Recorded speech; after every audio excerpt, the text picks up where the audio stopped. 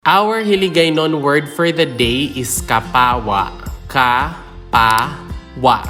KAPAWA. When we say KAPAWA, that means light, illumination, luminosity, gleam, glow, or brightness.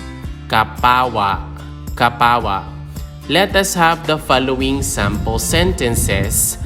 Ang kapawa sang adlaw. Ang kapawa sang adlaw. That means the light or brightness of the sun. When we say adlaw, that refers to the sun or it also refers to the day.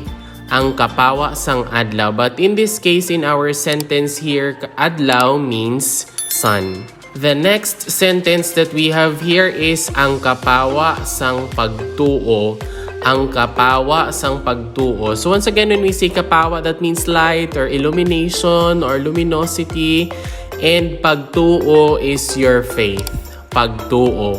Ang kapawa sang pagtuo, that means the light of faith.